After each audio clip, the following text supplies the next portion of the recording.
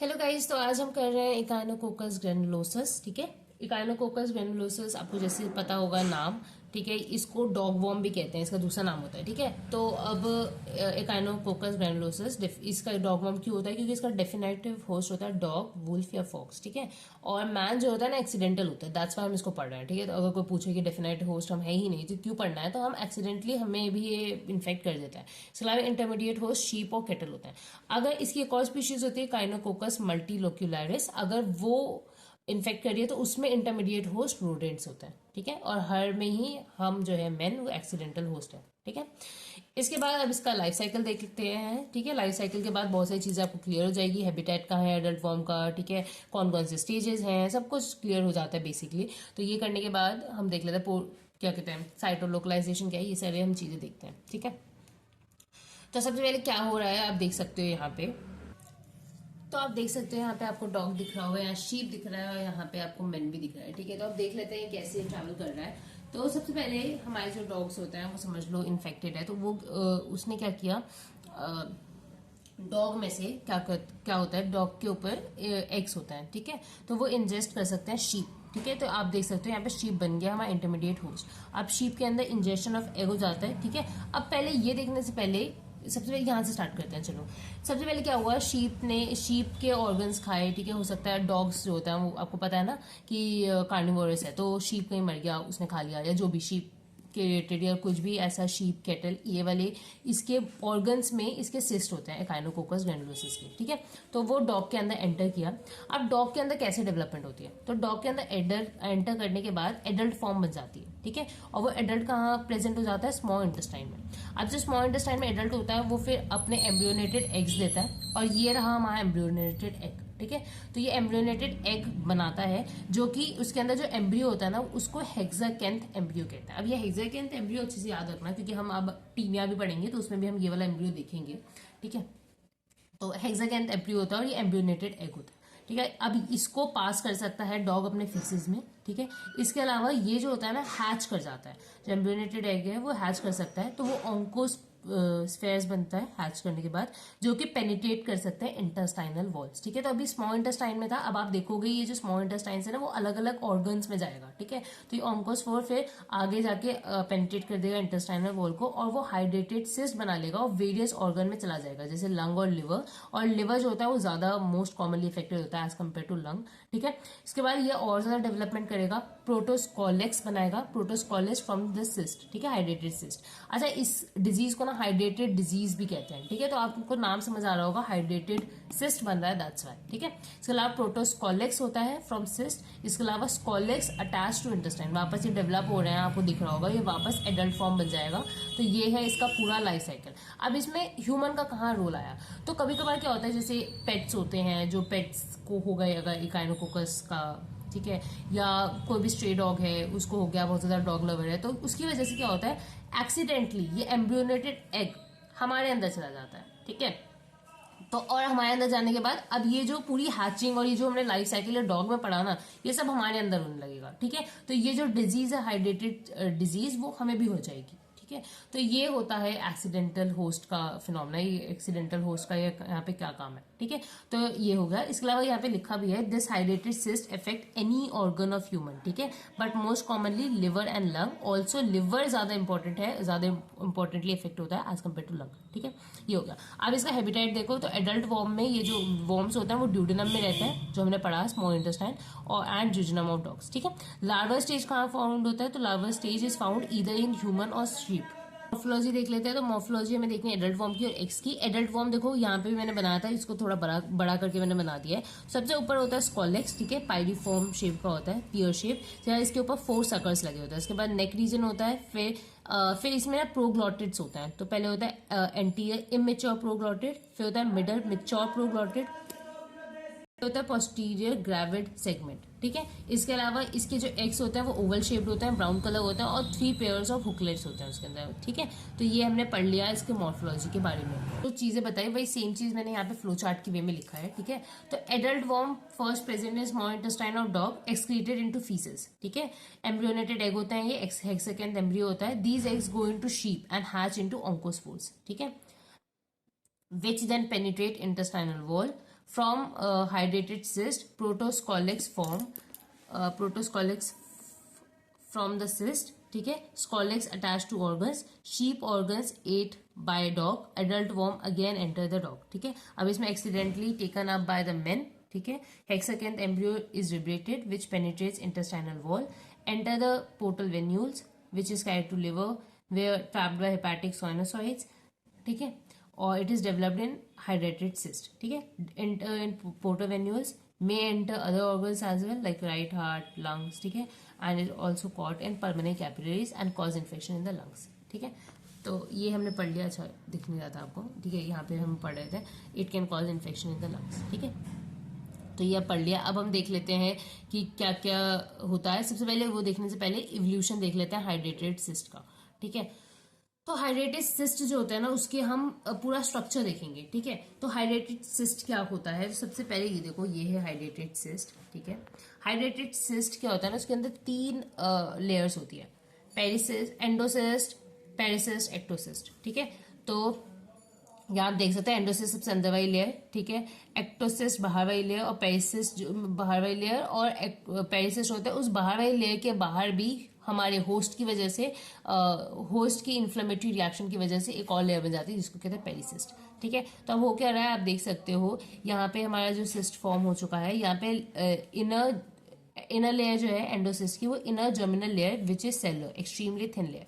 एक्टोसिस्ट के intermediate layer consist of a cellular chitinous laminated hyaline material appear as shell of egg, वो है ectocyst, ठीक है। इसके अलावा पेरिसिस्ट के outer inflammatory reaction contain fibroblast, ठीक है, macrophages, eosinophils, giant cells and calcification present, ठीक है। अब हाइड्रेटेड फ्लूइड क्या होता है, तो ये क्लियर कलरलेस फ्लूइड होता है, इसी के अंदर प्रेजेंट है। ये जो फ्लूइड है ना अंदर, उसको कहेंगे हाइड्रेटेड फ्लूइड। इसके अंदर आप देख सकते हो कुछ और भी चीजें पड़ी हुई है, जैसे NaCl, NaSO4, ठीक है, और एंटीजन्स, एंटीबॉडी, ठीक है, और कुछ आप सैंड भी दे सकते हो, ठीक है। तो ये पूरा हम स्ट्रक्चर देख रहे हैं। तो एंडोसिस्ट हमने देख लिया, एक्टोसिस्ट देख लिया, पेरिसिस्ट देख लिया। पेरिसिस्ट हमारे होस्ट की रिएक्शन की वजह से बना है। एक्टोसिस्ट बिल्कुल प्रॉपर एग की तरह होता है, चिटिनियस होता है, लैमिनेटेड हाइलिन मटेरियल। एंडोसिस्ट क्या होता है, अंदर की जर्मिनल लेयर को कहेंगे, ठीक है। अब हाइड्रेटेड सिस्ट में, इस सिस्ट के अंदर क्लियर कलरलेस फ्लूइड प्रेजेंट होता है। अब इसका जो pH होता है वो एसिडिक होता है। इसके अलावा इसमें बहुत सारे सॉल्ट्स भी आप देख सकते हो, NaCl, NaSO4, ये सब हमने देख लिया, ठीक है। और इसके अलावा एंटीजन्स भी आप देख सकते हो। इसके अलावा इसके अंदर एक सैंड प्रेजेंट, मतलब इसके अंदर जो ग्रैनुलर मटेरियल होता है उसको हाइड्रेटेड सैंड कहते हैं, ठीक है।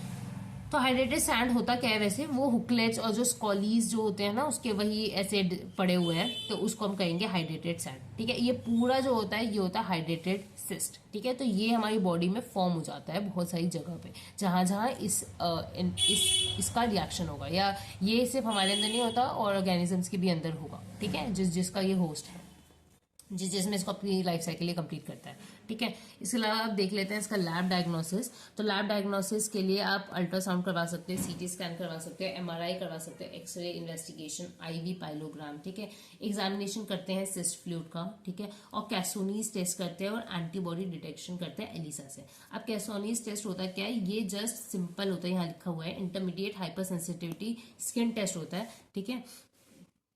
इसके अंदर स्क्रैच करके मतलब चेक करते हैं, एंटीजन्स डाले जाते हैं इसके, और अगर हमारी बॉडी में प्रेजेंट होगा तो रिएक्शन दिख जाएगा, तो उससे मतलब पॉजिटिव कैसोनीज टेस्ट आ जाता है, ठीक है। इसका ट्रीटमेंट कैसे करता है, सर्जिकल रिमूव किए जाते हैं सिस्ट को, अल्ट्रासोनोग्राफी स्टेजिंग की जाती है, ठीक है, और फिर मैनेजमेंट किया जाता है।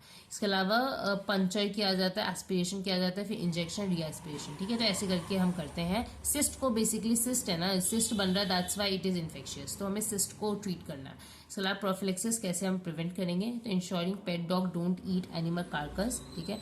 पेट डॉग्स को हम एनिमल का वो जो ऑर्गन्स है वो नहीं खाने देंगे। पीरियोडिकल डी वॉर्मिंग करवाएंगे ऑफ डॉग्स, और maintain personal hygiene of a dog, ठीक है। तो ये सब कराएंगे प्रोफिलेक्सिस। हमारा एकाइनोकोकस कंप्लीट हो चुका है। अब हम करते हैं टीनिया। टीनिया के 2 होते हैं, टीनिया सेजिनाटा और टीनिया सोलियम। हम दोनों करेंगे, बहुत ही ज्यादा ईजी हैं, तो वो दोनों स्टार्ट करते हैं, ठीक है। तो सबसे पहले ये समझो, टीनिया सेजिनाटा, टीनिया सोलियम, उनके लाइफ साइकिल सब कुछ सिमिलर है, जस्ट एक चीज का फर्क है होस्ट का, ठीक है।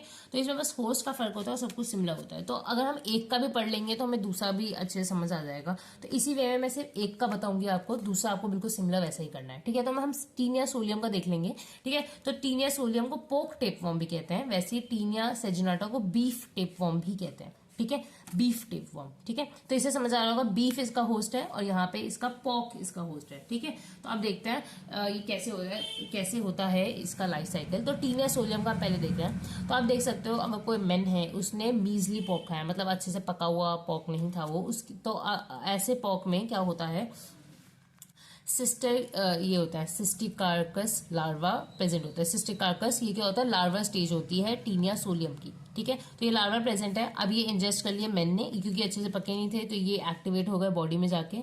ये एसिड से, मतलब इनका एसिड से कुछ नहीं होगा। ठीक है, अंदर चले गए और कहाँ पहुंच गए, ये स्मॉल इंटेस्टाइन में, reach small intestine and go into changes. ठीक है, अब इसमें कुछ चेंजेस होता है। अब क्या चेंजेस होते हैं यहाँ हम देखते हैं। तो सिस्टिकस लार्वा जो होता है वो, उसको ब्लैडर वॉर्म भी कहते हैं। ठीक है, उसका शेप कुछ ऐसा होता है। उसके बाद तो उसमें क्या होता है, हेड जो होता है स्टार्ट्स टू इनवैजिनेट। ठीक है, और धीरे धीरे करके वो एक पूरी ऐसी शेप बना लेता है। तो इसमें क्या हो रहा है, सिस्टिकस लार्वा जो होता है वो डेवलप हो रहा है अपने एडल्ट टीनिया सोलियम में।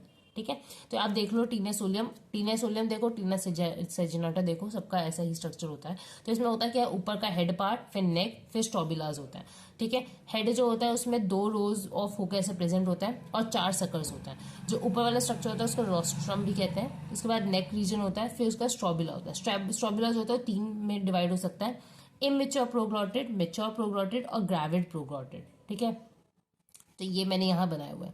ग्रेविड में आप देख सकते हैं यहाँ पे आपको लार्वास दिख रहे होंगे, लार्वा स्टेज। तो ये ऐसे मतलब प्रेग्नेंट होता है, ग्रेविड का दूसरा मतलब, तो प्रेग्नेंट प्रोग्लॉटिड। ठीक है, तो ये ऐसे शेड करते रहते हैं बाद में। ठीक है, तो ये ऐसे करके डेवलप हो जाएंगे। डेवलप होने के बाद आप देख सकते हो यहाँ पे जो हमारा फीसेस है उसके अंदर हमारा क्या कहते हैं, हमारे लार्वास प्रेजेंट है। ठीक है, तो ये क्या होगा, बर्स्ट हो गया। तो अब यहाँ पे देख सकते हैं फीसेस में बर्स्टेड ग्रेविड प्रोग्लॉटिड दिखेगा। अब फीसेस जब मैन बोल रही हूँ, पिग ने खाया या जो वही पॉक ने खाया, तो उसकी वजह से क्या होगा, ये जो है हमारी उसकी बॉडी में चला गया, उसकी बॉडी में जाके ये हेक्साकेंथ में डेवलप हो जाता है। तो आप इसमें देख सकते हो पिग में कैसे डेवलपमेंट हो रही है। तो पिग में ये एग लिया उसने, एग से वो ओंकोस्फेयर बना जो कि सिस्टिक स्टेज है। उसके बाद हेक्साकेंथ बना, ठीक है, जिसमें 6 हुक लार्वा स्टेज है विच, ठीक है, और ये हेक्साकेंथ ही है जो कि उसकी बॉडी में जाके अटैच हो जाता है।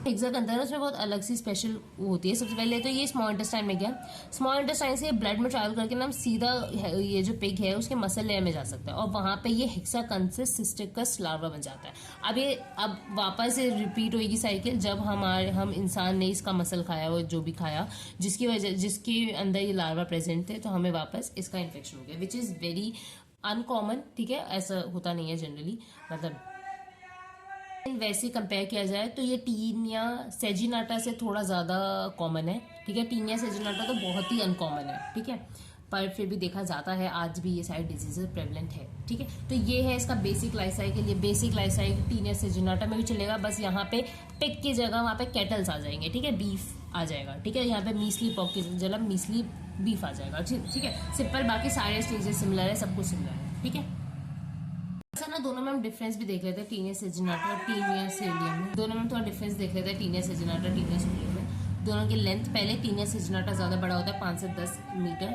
ये 2 से 3 मीटर होता है। इसका हेड जो होता है लार्ज कॉर्डरेट हेड होता है, इसका स्मॉल ग्लोबुलर हेड होता है। सर्कल्स में भी पिगमेंटेड, इसमें सर्कल्स नॉट पिगमेंटेड। लार्वा इसमें क्या होता है, सिस्टिकस बॉविस, जैसे हमने सिस्टिकस लार्वा पढ़े थे, यहाँ पे आप बिल्कुल स्पेसिफिक हो जाना, सिस्टिकस बॉविस। यहाँ पे क्या है, सिस्टिरिकस सेलुलिस। ठीक है, ये बीफ में होता है। अब इसका डायग्नोसिस कैसे करेंगे, बहुत ही सिंपल है, एग्जामिनेशन कर लो ब्लड का। ठीक है, उसमें माइक्रोस्कोपिक एग्जामिनेशन करोगे तो अगर सिस्ट वेस्ट आपको दिख जाएंगे। ठीक है, ये हो गया। इसके अलावा पेरी एनल स्वैब किया जाता है, NIH स्वैब कहते हैं। इसके अलावा डिफ्रेंशिएट करने के लिए कि टीनिया सेजिनाटा स्पीशीज है, टीनिया सोलियम स्पीशीज है, तो उसके लिए लार्वा स्टेज ना इतना, मतलब अब देखोगे यहाँ पे जो लार्वा स्टेजेस है वो बोवेस और सेलुलेसिस है, तो सबको लगेगा कि हम इससे डिफ्रेंशिएट कर सकते हैं टीनिया से, लेकिन ये इतना ज्यादा स्पेसिफिकली डिफ्रेंशिएट नहीं कर पाता। ठीक है, तो डायग्नोसिस में हम लार्वा स्टेज से इन दोनों को डिफ्रेंशिएट नहीं कर सकते। इसके अलावा मॉलिकुलर मेथड भी यूज किया जाता है, जैसे DNA प्रॉब्स, PCR फॉर डिफ्रेंशिएटिंग, ये यूज किया जाता है डिफ्रेंशिएट करने के लिए। ठीक है, इसके अलावा और भी डायग्नोस्टिक टेक्निक्स क्या क्या है, तो बायोप्सी एग्जामिनेशन किया जाता है सबक्यूटेनियस नोड्यूल्स का कंटेनिंग सिस्टेरिका, ठीक है। इसके अलावा सीटी स्कैन किया जाता है, क्योंकि कभी कभार ये जो होते हैं वो हमारे ब्रेन में इफेक्ट कर देते हैं, तो वहाँ पे न्यूरोसिस्टोकोसिस डिजीज कॉज कर देते हैं, तो सीटी स्कैन कर सकते हो। माइलोग्राफी की जाती है, डेमोन्स्ट्रेट स्पाइनल सिस्टरकाई, ठीक है। इसके अलावा ईस्नोफीलिया दिखेगा आपको, HA test, haemagglutination test positive, IFA test, ठीक है, इम्यूनोफ्लोरेसेंस टेस्ट, एलिसा टेस्ट, और एंटीजन डिटेक्शन किया जाता है इसका in serum and CSF by ELISA, ठीक है। प्रोफिलेक्सिस क्या है, तो वही कैसे प्रिवेंट करोगे, प्रॉपरली कुक्ड इंटरमीडिएट होस्ट होना चाहिए, मीट इंस्पेक्शन करो, और प्रॉपर सैनिटरी कंट्रोल होना चाहिए, ठीक है। तो इसकी वजह से आप कंट्रोल कर सकते हो इस बीमारी को, ठीक है। बहुत ही सिंपल था, आप देख सकते हो। टीनस एजनाटा, टीनस सोलियम, और हमने इकाइनोकोकस कर लिया आज इसमें कंप्लीट। इसी के साथ हमारा ऑलमोस्ट पूरा पैरासाइटोलॉजी कंप्लीट हो चुका है।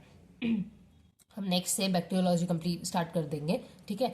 और साथ ही साथ हमारी मटिया मेडिका की भी वीडियोस आती रहेगी, बिकॉज मैंने ये चीज़ नोटिस की है कि आप लोगों को मटिया मेडिका की वीडियोस ज़्यादा पसंद आती है एज़ कम्पेयर टू पैरासाइटोलॉजी और ये सब। लेकिन मैंने ऐसे बोल दिया था कि हम ये करेंगे, तो दैट्स वाई मैं इसलिए वीडियोस ला रही हूँ। आई होप किसी को हेल्प हो जाए, तो इसलिए बाकी इसकी मैं मटिया मेडिका की भी वीडियोज़, जनरल एम की वीडियोज़, ऑर्गेनॉन से रिलेटेड भी वीडियोज़ आती रहेगी, पर उसके लिए आपको कॉमेंट सेक्शन में बोलना पड़ेगा कि आपको क्या चाहिए, किस पे चाहिए वीडियो, ठीक है।